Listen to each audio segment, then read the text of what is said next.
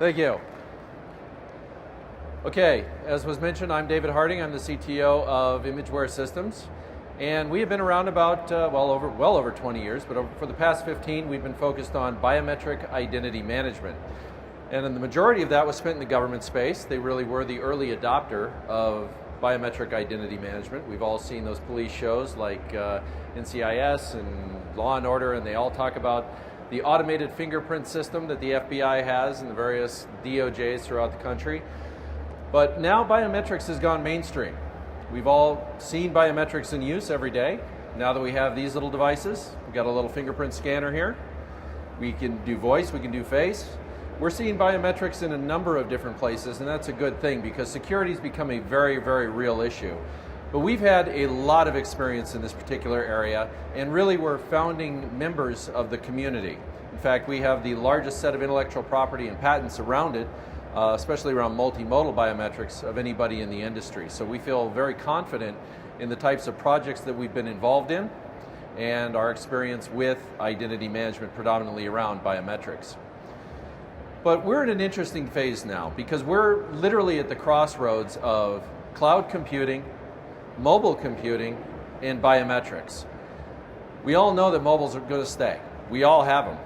In fact, 91% of mobile users keep their device within arm's reach 100% of the time. I'm sure you're like me in that if you ever leave the house, and I did this recently, I hate to say, I actually left my driveway without my mobile device. I got about halfway down the block, and guess what I did? Same thing you probably would do. I went right back home, got it, and then went on my way. 75% of all mobile shoppers take action after receiving a location-based message. That's an astonishing number. When you have 3 out of 4 people who will perform an action if they get a response sent to their phone in a shopping situation, that is a very, very powerful medium to reach your consumer. The one that really shocks a lot of people is that on average, we work 2 extra hours a day just because we have this in our hands. Because we can get our email, we can communicate. That's 2 extra hours a day that we spend conducting business, taking care of things that otherwise we would have had downtime doing. This is a very real component of our everyday life now. But the reality is that this is a very scary device as well, because security is a major concern. Mobile attacks top the list of 2013 security threats. It used to be your laptop or your desktop. Now it's your mobile device, your iPad, your phone.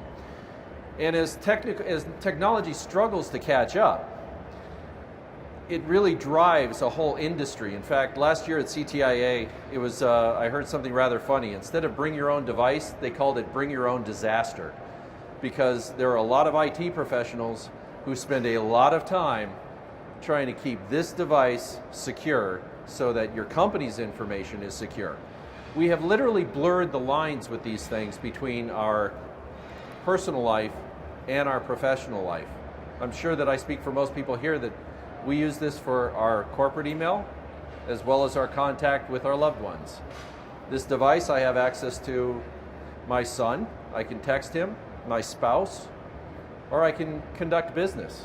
So this is a very real part of who we are. And passwords just don't cut it anymore. I mean, I personally, I'm kind of a geek. I have a set of alphanumeric computer-generated mixed case, mixed symbol passwords that I use that are very difficult to crack. And I've got about 10 of them. Most people use the same password over and over again. So creating complex passwords becomes a very difficult situation, especially when you're trying to type it on a small keyboard with your thumb. In fact, the password's dead. Recently, we saw Target get breached, JP Morgan get breached. They're nothing compared to the announcement that happened a month ago when Russian organized crime announced that they had hacked 1.4 billion, with a B, billion user credentials. That's username and passwords. Statistically speaking, that means it's not a question of did your account get compromised, it's a question of which ones. Was it your email? Was it your Twitter account, your Facebook account, your Bank of America or Wells Fargo account? These are very real numbers. And if the password is the only thing that's protecting you, when you have the types of breaches we've seen into hundreds of millions and continuing to grow into the billions, passwords just not good enough. So we've seen the proliferation now of biometrics. Both Samsung and Apple have biometric capture devices right on their phone. It's fingerprint. Now, we've been working with fingerprint for a long time. I've been working with it for well over 10 years, actually. And it's a great modality. We do a lot of law enforcement with it. Work with several different biometric technologies. But fingerprints have a very interesting problem. First of all, about 30% of us don't have a readable fingerprint. I fall into that category. I've done a number of, I have a number of hobbies, for example. I've been a musician for over 30 years, done woodworking, worked with lacquer. I've worn my ridges down. And I get background checked a lot with the type of work that we do. Fingerprint is problematic for us. We've done a lot in border control where fingerprints are basically non-existent if you're dealing with migratory workers who work in mines, work in fields, work predominantly with their hands. The other problem with fingerprint as a sole biometric is the fact that you leave them everywhere. The Computer Chaos Club, within days of the iPhone's release with the fingerprint capture device, they spoofed a fingerprint. And their spokesman said, and I'll quote, it was a brilliant quote, he says, "You should never use as a security token something you leave everywhere." Now, I don't go that far. I think fingerprint is a very good modality. However, on its own, it has problems. And in fact, all biometric modalities suffer from one thing or another. Voice will suffer from a noisy environment. Face will suffer from bad lighting. So it really comes down to being able to use the right biometric situationally. And that's why we focus on multimodal biometrics. It's not just one biometric or another biometric. One of my personal favorites is iris. I've been working with it again for almost a decade. It's fast, it's very accurate, it changes very little since birth. Not real applicable if you're dealing with a camera on the phone. It requires lighting, usually requires an infrared camera.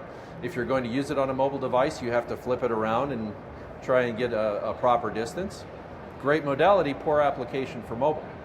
So what are great applications? Now, by the way, I say that today. We have infrared cameras coming to mobile devices, and they're going to be fantastic. So iris is going to get blown right into the mobile world very, very quickly. But for now, there are basically three modalities that work very well in mobile.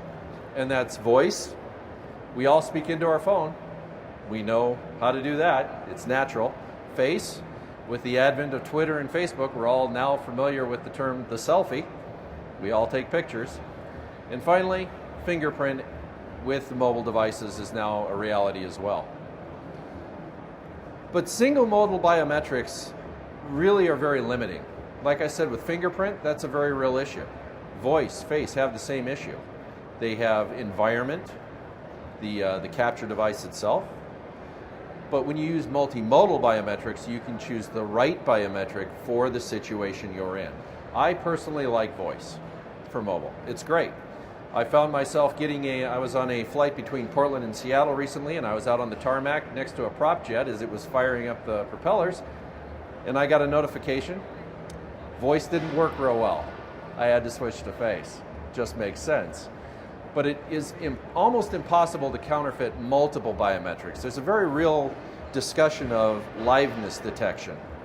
When you use, statistically speaking, liveness detection is difficult and has accuracy issues. Whereas if you use multiple biometrics, let's say you use voice and face in concert, you have a much higher rate of an accuracy rate than trying to do, say, live detection through a fingerprint scanner or through face detection. Multimodal biometrics overcomes data input challenges versus a single biometric. If you're having difficulty using one biometric, you can switch to another. And it gives flexibility so that the customer experience is good. If one is not working, and by the way, I find this very compelling. Fingerprint right now, Apple says, has about a 20% to 25% failure rate for matching. Just for various reasons. Your fingerprints are oily, you're off center a little bit, or you're not capturing the minutia that it's looking for. I fall on the 70% failure rate on my iPhone 5S. In fact, I've given up on using it. just because my fingerprints are so poor. Could you imagine a password that failed 30% of the time? What kind of customer experience would that be? So being able to choose the right biometric at the right time becomes very critical from an end user perspective. It enables greater population penetration. For someone like me, that fingerprint really isn't a good option. I have other options that I can turn to and still get that good experience as well as the security. And really it has limitless applications, whether that be government and law enforcement, which is where we have spent most of our time. In border security, we do a lot of border security, airport security, etc. But really the consumer adoption of biometrics with mobile has expanded this market just incredibly. Now, we're not alone in saying that multimodal biometrics is the only way to go. The FBI, for example, started with their AFIS system, their automated fingerprint identification system. The gentleman who was the director of the Criminal Justice Information System for the FBI is a friend of mine. He happens to sit on my board.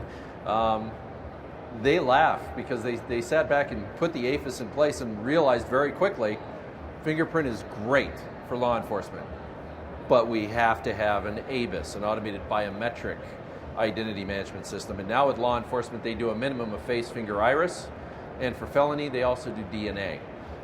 ICAO, the International Civil Aviation Organization, standardized on face, finger, and iris, and it has to be a combination of 2 or 3 of those modalities. So the government figured out something that the consumer space is just now realizing. Single modal biometrics are not a solution. We believe that multimodal biometrics are going to become ubiquitous as smartphones. And the reasons are very simple. First of all, mobile devices are the perfect biometric capture device. Why? Because we have them. In fact, we have multiple. I read a report from Gartner about a year and a half ago that said by 2016, in the United States, we will have 300% saturation of mobile devices in the population. I thought to myself, that's absolutely insane. 300% means that every one of us is going to be carrying 3 mobile devices. That will never wait a minute, that's me. Right now.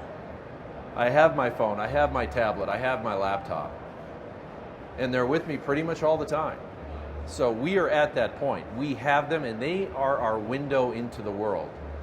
They give us access to data, they give us access to services, they give us access to our finances. This is our ubiquitous tool. This is what we have with us, and it is a great way to manage our identity and bring our own identity. Now, Imageware, as a company, we deliver multimodal biometric user authentication via mobile devices in the cloud. We do multimodal biometric identity management. We believe very strongly in intellectual property. We have foundational patents that have been vetted and protected. We do interactive mobile security. I'm going to talk about that in detail in a moment. And we do cross-platform delivery. But before we get into the individual products, let's talk about the issues that are associated with mobile biometric adoption. There's a lot of discussion of match on device versus match in cloud. Where should your biometric be compared? Should it be here? Or should it be in a single location?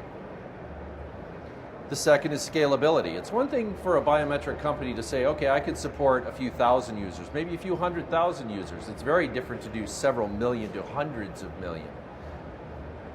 And then how do you do that reliably and securely? What are the modalities that you choose for your application? And how do you maximize those identity verification services across applications and across devices? And finally, how do you make it easy to use? At Imageware, we say it has to be like a toaster. Now, I don't know about you, but if I took my toaster apart, I'd end up with a big pile of scrap metal. I'd never get it back together. Because I really don't know how it works. I really don't care. Because if I want toast, I put in a piece of bread and I hit the button and I get toast every single time. And that's what we expect from our system as far as an ease of use for our customer experience.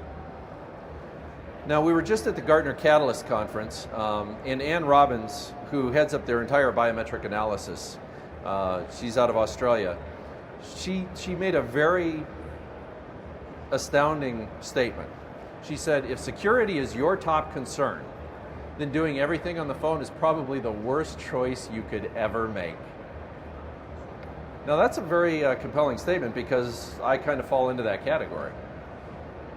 I do a lot on my phone. My son called me the other day, says, "Hey Dad, could you transfer some money for my college account? I need to buy some books." Yeah, done. Click. Away we go. Oh, I need to pay my mortgage. Oh, I need to do this. It's all done on our phones. So a guy like me who's really into security heard that and went, wow, that's a very bold statement from someone who does analysis all the time. Her recommendation was biometrics. And if you look at it from a deployed architecture perspective, there are 3 things that you can do. On the mobile device, which is the approach that Apple and Samsung have taken thus far. On premises, which means that you have a central location where that data is managed on your premises, or in the cloud as a service. And those are really the 3 options that you get to look at as far as biometric identity management in your infrastructure. The real hot topic, though, is really match on device versus match in cloud, and that acts as the foundation for everything we're going to be talking about from here on. On device has some very interesting problems. First of all, it's susceptible to theft. Now, Samsung incorporated their fingerprint data into core data initially. Apple took a different approach. They said, we're going to put it on a chip and secure it that way. Well, the fact of the matter is both of them got hacked immediately. Second is replacement of the biometric enrollment. If I hack your phone and I can get to core data on an Android device in less than 5 minutes with tools that I can download for free off of the internet, I can get to your data and replace your biometric with mine, provided I know how to do so. For example, enroll it on another device, take that data and replace it on yours. And finally, reverse engineering. This is called a hill climbing attack, where you take a piece of data, which is, they call it a biometric template, which is used for matching, and you reverse engineer it to come up with the original enrollment image. This has been going on, that technique has been going on for years. This is why the government did not go into distribution of biometrics onto remote devices. They kept that to an absolute minimum because of that very issue. They already figured this problem out. It also doesn't support enroll once, use on many applications and devices. So for those of us who've gone through or broken an iPhone 5S and went and got another one, when you got it, what did you have to do? You had to re-enroll. And there was no verification against your original enrollment. So here's the reality. If I get back through your KBA, what the service bureaus call KBA, which is knowledge-based authentication, which of the following addresses have you lived at, which of the following phone numbers make sense to you, we've all seen those security questions. If I get through your KBA and buy a different phone and enroll my biometric, match on device says I'm you. And I will biometrically verify me as you. This is a very real problem. I don't get to work across multiple devices and verify that single identity. Thus, you can't do a duplicity check for enrollment verification, and you can't transfer biometrics back and forth. The biggest issue, though, is it doesn't scale and it isn't trusted. A few months ago, I spoke at the Voice Biometrics conference in San Francisco, and I gave a ssimilar presentation. And there were 3 people who came up together and talked to me. One was from Union Bank, one was from, I think it was Bank of America, and the other was from US Bank. And they all said the exact same thing. Match on cloud is a non-starter for us. Or not match on cloud. Match on device is a non-starter for us because it isn't secure. We don't trust the phone. The solution, we believe, is in the cloud, because that is a single secure biometric enrollment for each modality. Highly encrypted, highly protected, behind all the firewalls, 24/7 NOC, physical access, security. It's a box that is locked down and the biometric never leaves. It's that single trusted source for biometric identity verification, and here's the best part, it's device independent. So you lose your iPhone, you go buy another, it still works. It's still you. You verify against your identity from your original enrollment, which means it's service and application independent. You can use any number of applications to do that, and with that single enrollment for identity verification. And you get to use the right biometric for the right purpose. So again, if you're in a noisy environment, You may want to switch to face. If you're in a really highly lit environment, switch to fingerprint. Don't have an easily read fingerprint, use your voice. High risk transactions, use more than one.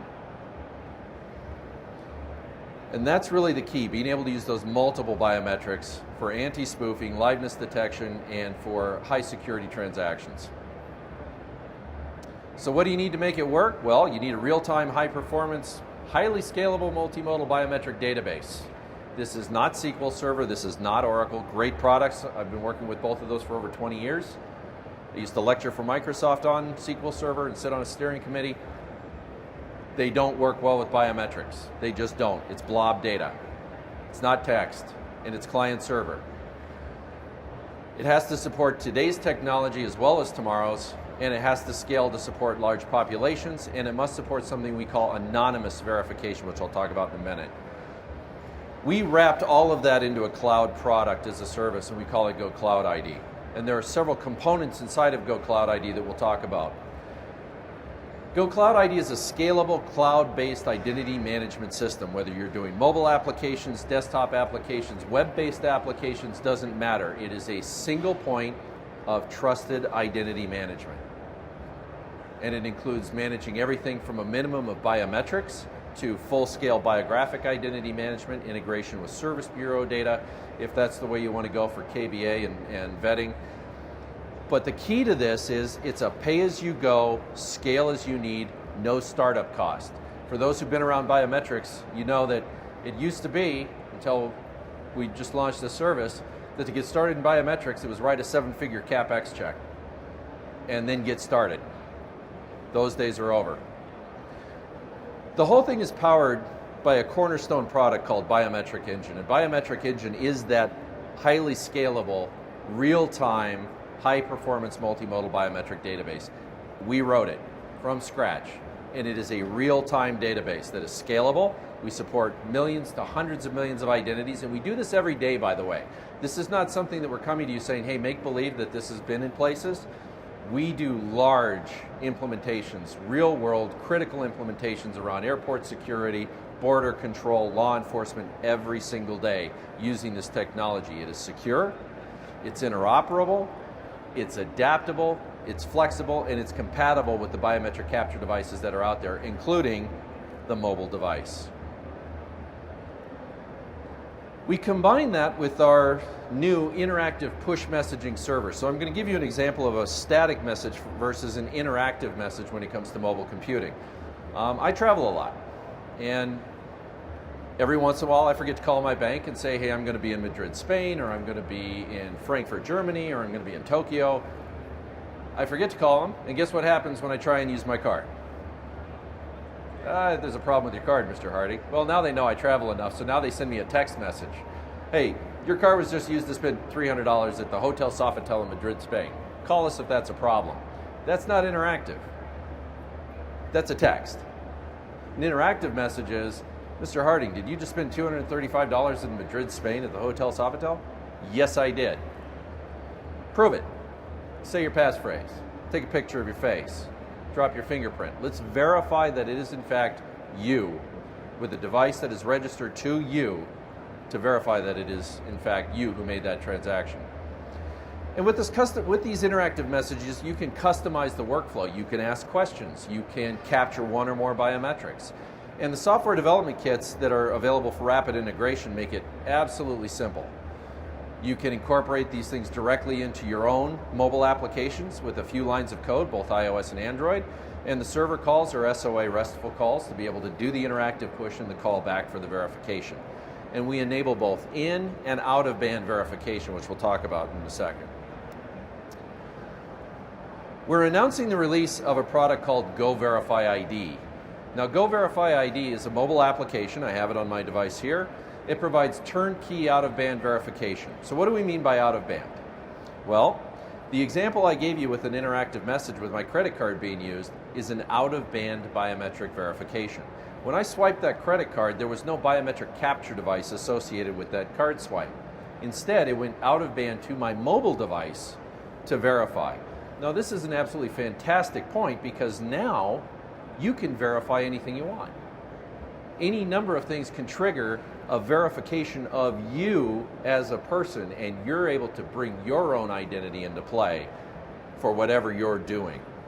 So with Go Verify ID, it's a multi-tenant server situation, so our customers are able to, one, just download the app, which will be on the App Store very shortly, and enroll their biometrics, and then use that, say, with their bank, with their Gmail account. In fact, we're already integrated with several applications through SAML, an authentication interface, to be able to do website logins where you can use a password. No, you can get away from using a password by using your biometric as your password. So you go to log in, enter your user ID, and instead of getting a text message with a temporary password, for example, that you have to enter, you can verify your identity and it will automatically log you into the website. And there's no mobile application required. So let's see how it works in motion. Let's say I go to make a purchase using my credit card on, say, Amazon. I get an online or an offline purchase. Go Cloud ID is informed. I have my Go Mobile Interactive and Biometric Engine service. They request to authenticate my identity. That sends a push message directly to my device, one or more. It's a call to action to verify my identity, and I do so by capturing my biometrics, one or more, submitting them back to the cloud for verification. Once my identity is verified, that transaction is approved. How long does it take? I love that question. It takes, on average, a couple of seconds, depending on your network connectivity, and that's on a 4G non-LTE network. In fact, it happens fast enough that I forget.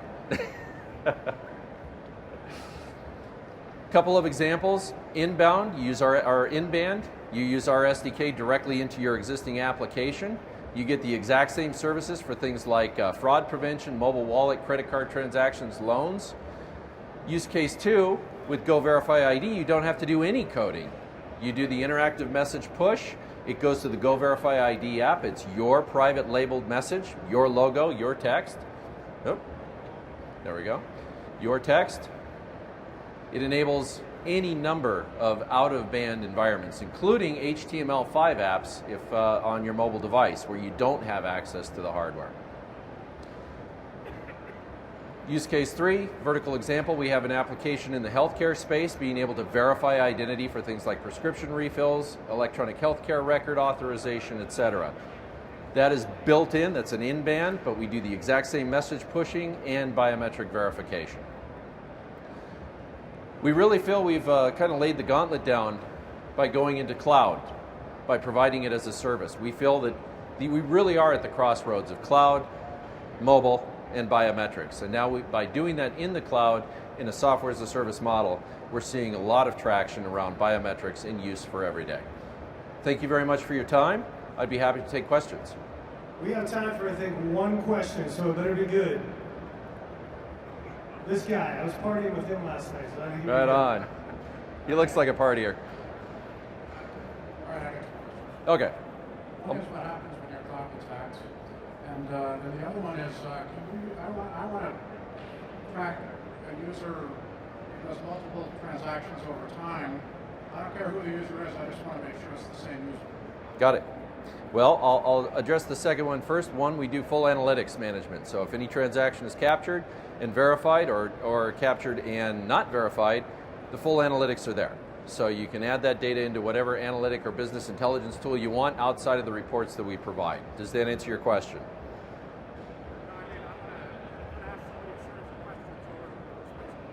Oh, okay.